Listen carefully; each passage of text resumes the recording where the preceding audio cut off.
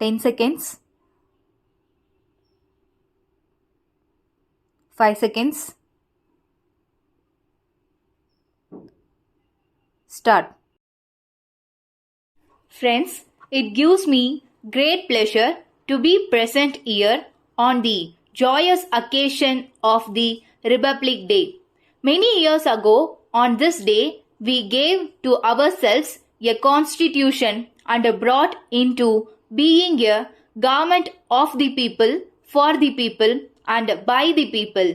In spite of various pressures and difficult circumstances that we had to face from time to time, we have been able to make progress in many fields. Today, we are regarded as one of the largest democracies of the world. This is something which every Indian should really be proud of. I think that this is a proper occasion for us to assess what we have done till now for the development of the country.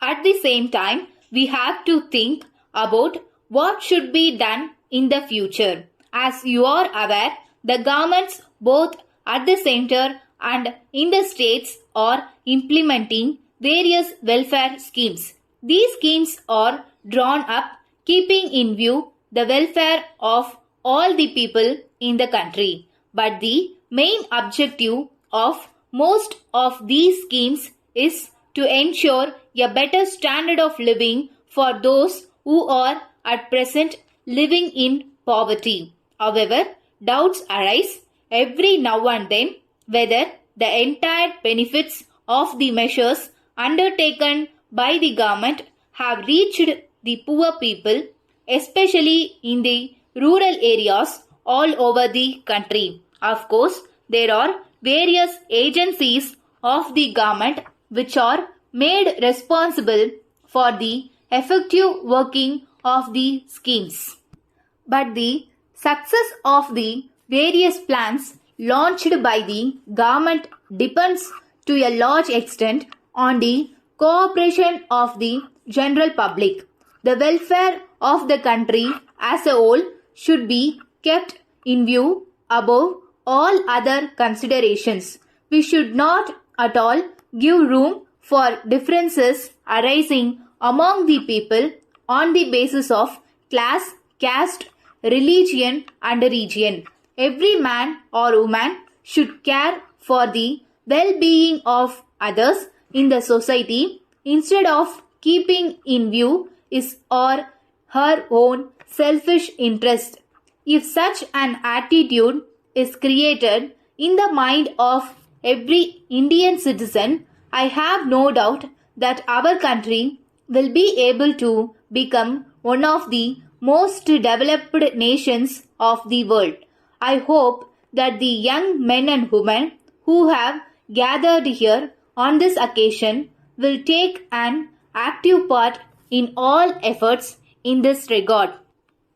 I think it is my duty to say before concluding a few words by way of giving a special advice to the school children who have assembled here in large numbers.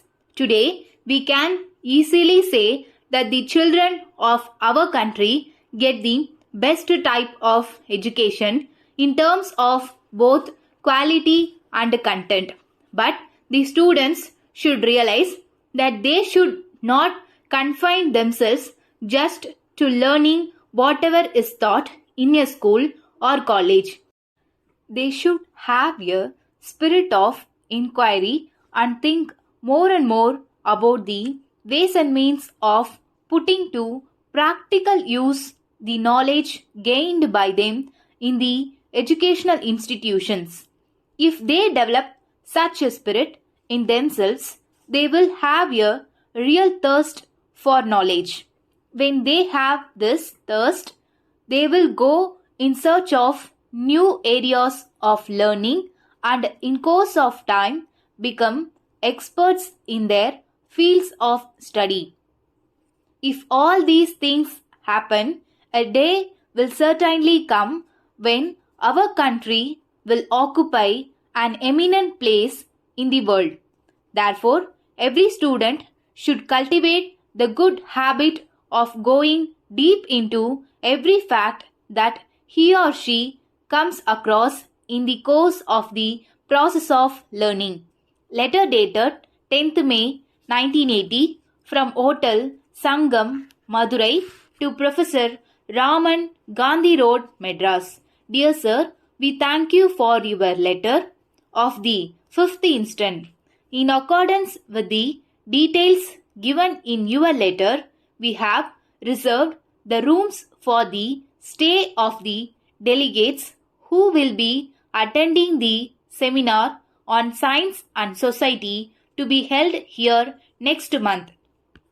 During the course of the telephonic talk which you had with our manager this morning, you mentioned about the travel arrangements for the delegates. In this connection, we have spoken to the people in the travel agency who have their office in our premises.